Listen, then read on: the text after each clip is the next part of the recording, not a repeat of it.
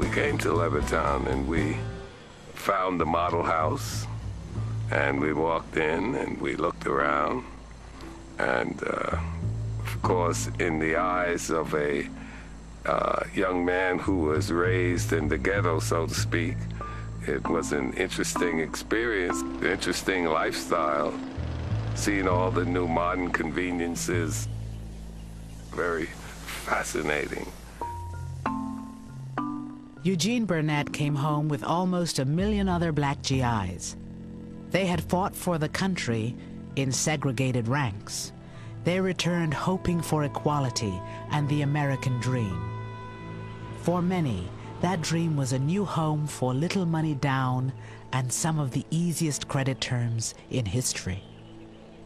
I went up to the salesman. We're interested in your home. We're interested in buying one. And what is the procedure? Is there an application to be filled out? So forth. So he looked at me, looked around, and he said to me, he says, listen, it's not me, but the owners of this development have not as yet decided to sell these homes to Negroes. It was as though it wasn't real. You can't imagine. But for someone to come out and actually tell you that they can't sell to you, you know, I was really on an up. Man, look at this house. Can you imagine having this?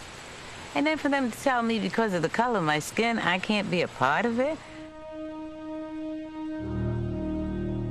The FHA underwriters warned that the presence of even 1 or 2 non-white families could undermine real estate values in the new suburbs. These government guidelines were widely adopted by private industry. Race had long played a role in local real estate practices. Starting in the 1930s, government officials institutionalized a national appraisal system where race was as much a factor in real estate assessment as the condition of the property. Using this scheme, federal investigators evaluated 239 cities across the country for financial risk. So that those communities that were all white, suburban, and far away from minority areas, they received the highest rating, and that was the color green.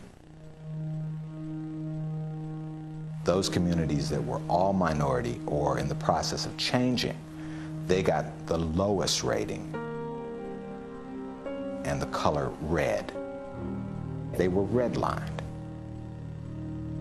As a consequence, most of the mortgages went to suburbanizing America, and it suburbanized it racially. The racial logic adopts the principle that an integrated neighborhood is a bad risk, is a financial risk, that an integrated neighborhood is likely to be an unstable neighborhood, unstable socially, but therefore also unstable economically. When the white residents of 8 Mile Road in Detroit were told they were too close to a black neighborhood to qualify for a positive FHA rating, they built this 6-foot wall between themselves and their black neighbors. Once the wall went up, mortgages on the white properties were approved. Between 1934 and 1962, the federal government underwrote $120 billion in new housing. Less than 2% went to non-whites. I can understand an individual, depending on his environment or his family or whatever, being racist, but for your country to sanction it, give him tools to do that, there's something deadly wrong there.